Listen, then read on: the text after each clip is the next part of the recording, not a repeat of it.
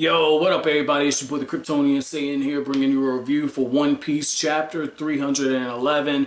And the ending of this chapter, the way Zoro looks at Sanji, he's like, yo, Cook, lend me a hand.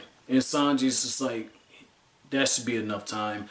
That lets you know shit's about to get real, man. So what up, people? So gotta say, man, I love this chapter simply for the fact it opens up with Zoro and Sanji. They're bickering, having their exchange back and forth. And then we see this common theme of what it means to be a pirate and not play by the rules. Because we see right away they're cheating. The other team is cheating. They're using weapons. Their ball actually has spikes on the bottom of his feet. And they made Zoro get rid of his weapons. It's almost like Zoro could have refused to hand over his sword or his swords and still been allowed to do it. And I like how Sanji, at a certain point, Sanji is just looking around like, oh, the ref ain't gonna look, and he walks up and he just kicks him right in the face, man. And Sanji ends up catching a card for this, and it's a yellow card. Next time it'll be a red card, which means that he'll get disqualified. And god damn it, after years of working at Target, like that's one of the jobs I hated the most. But after years of being there, I hate the word red card. But this is what I love, right? I love how what we see is Sanji doesn't hesitate to knock out the ref, and that's against the rules.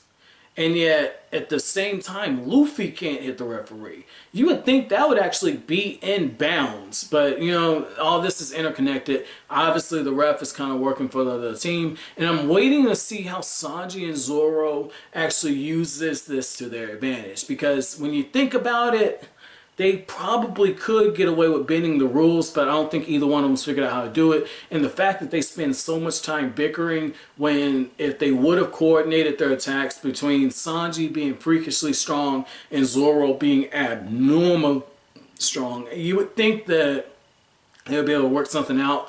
And right away when the other two combatants on the other team re-enter the fight, they got brass knuckles, they got brass cuffs, they've got all types of weapons, and they coordinate a hell of an attack. And at first I'm thinking they're going after Sanji, but they're going after Zoro, and it makes sense because if you go after Zoro, you can just toss Sanji's ass into the little ring in order to get the point. So it makes sense to go after Zoro, but Zoro takes a hell of a beating, man. A hell of a beating. And that's what kind of got me on this, is the fact that Zoro's durability is off the charts. And to kind of put this in perspective, man, you know Zoro's durable when during the Don Krieg or the Barate arc, one of the things that we saw was, you know, Mihawk just sliced his ass up.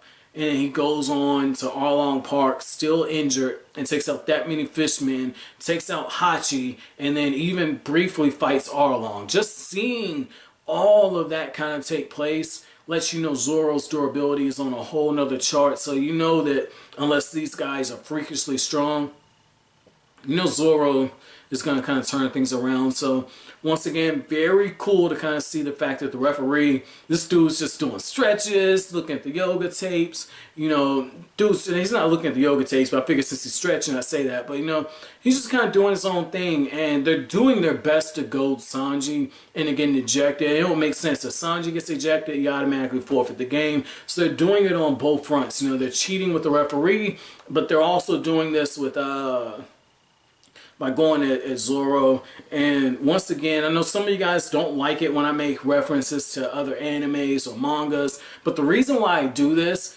is no idea is original, and I really feel like if you guys would actually see where some of these writers get these ideas from, you can better appreciate what Oda's doing. Because one of the things that I've noticed about Oda, just reading the interviews he's done up until this point, and I mean by up to this point, like up until this part of where the manga is, and then looking for the cues that I see throughout the 311 chapters I've read from this chapter on backwards, it definitely rings true that Oda borrows from different series. And what this reminds me of is what Togashi did in Yu Yu Hakusho. Like this whole game that's going on is very reminiscent to some of the rounds in the Dark Tournament. And one of the things that happened in the Dark Tournament was Hiei and I believe it was Hiei and Grand Kai. You know, she was the mass fighter, but this referee shows up and they send them to the nurse, and the nurse says they're no longer qualified to take part in the tournament.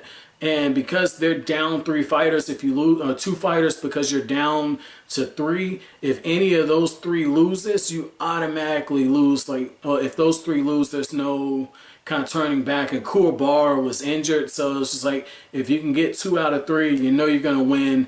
The remaining guy would have to sweep the rest of the team in order to go through. And so I like how that's exactly what we're seeing in this, where they're cheating.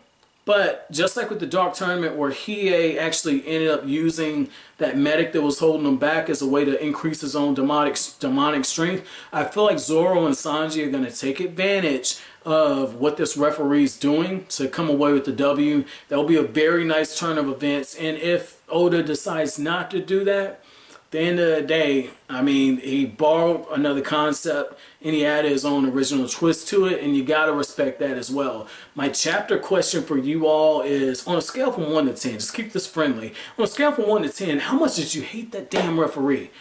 When I wasn't laughing, I'll admit, I was getting a little frustrated, so I put mine at about a 7. So, as always, guys, if you like anything I had to say, hit that like button as it really helps out the channel. Make sure to comment, subscribe, share.